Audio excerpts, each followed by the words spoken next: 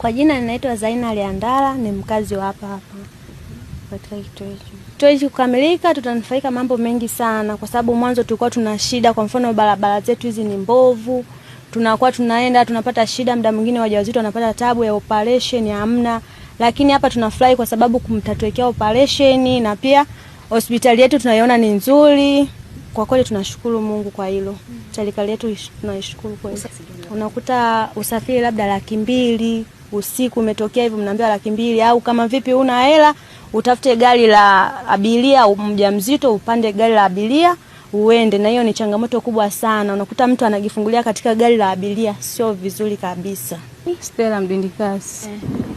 Kwa mama wajawazito kufia njiani ikiwa barabara ni mbovu. Kwa hiyo mkitusaidia ikiwa na operation kila kitu itakuwa vizuri. Tutakuta tunakuwa hela hamna mpaka tukodi gari Kasanga wapi, lakini ikiwa hapa ni vizuri.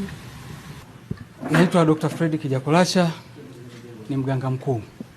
Mheshimiwa Mkuu wa Mkoa, hadi sasa jumla ya fedha zilizotumika ni shilingi milioni 550, 265,123 na senti 32 kwa ajili ya ujenzi kama ilivyoainishwa hapo juu.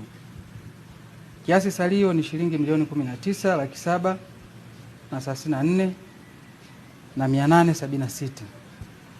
Kukamilika kwa mradi huu kutasaidia wananchi 17,374 wa kata ya Makungu ambao awali walikuwa wanafuata huduma za upasuaji wa dharura kwa mama wajawazito pamoja na huduma za kuhifadhi miili ya marehemu kilomita 30 kutoka hapa, ambapo kuna kituo cha Kasanga pamoja na hospitali ya wilaya ya Mufindi.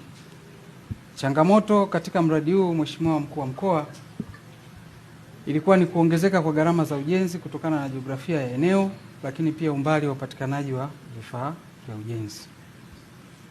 Mkakati, Mheshimiwa Mkuu wa Mkoa, kwa kutambua umuhimu wa kutoa huduma kwenye kituo hiki baada ya kupewa zile milioni 500 za kujenga majengo matano,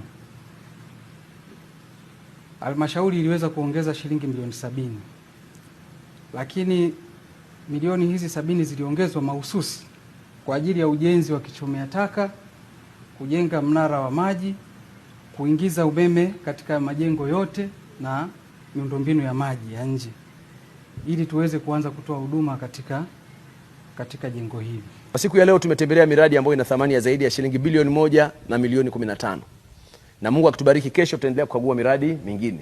Leo tumejikita kwenye miradi ya afya pamoja na miradi ya elimu. Katika upande wa miradi ya afya hapa Makungu tumekuja kutembelea kituo hiki ambacho ni kituo cha kipekee kwa sababu kimekuja kutatua changamoto ya muda mrefu sana. Wananchi wa hapa Makungu walikuwa wanafuata huduma za afya mbali zaidi ya kilomita 30 kutoka hapa tulipo. Lakini kwa uwepo wa kituo hiki, maana yake sasa watakuwa na huduma za uhakika.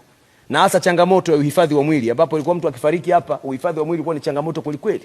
Lakini serikali ikaona ifanye maamuzi ya kuhakikisha tunajenga kituo ambacho kina huduma zote za msingi ambazo zitasababisha wananchi wa eneo hili wanabaki maeneo haya na wanapata huduma zote. Kwa jambo hili ni katika lengo la kuleta relief kwa wananchi wetu. Lakini jambo la pili ni namna ambavyo mradi unakwenda. Matarajio yangu ni kuona kasi ya utekelezaji wa mradi inaongezeka zaidi, ili mwisho wa siku mradi huu ukamilike na uweze kutoa huduma ambayo wananchi wanaisubiri. Yako maelekezo kadhaa ambayo ningetamani kuyatoa nikiwa hapa. Eneo la kwanza ambalo natamani kutolea maelekezo ni kwamba ni lazima tuendelee kuimarisha ufuatiliaji na usimamizi wa miradi. Ufuatiliaji kwa maana ya kujua kila hatua tuliyoipanga imefikia level gani, nani anafanya nini, tumefanikiwa kwa kiwango gani na tuna changamoto gani. Lakini kwenye usimamizi ni ile taarifa inayotokana na ufuatiliaji iweke mkakati wa kusimamia changamoto tulizozibaini na namna ambavyo tunatakiwa kuzikamilisha.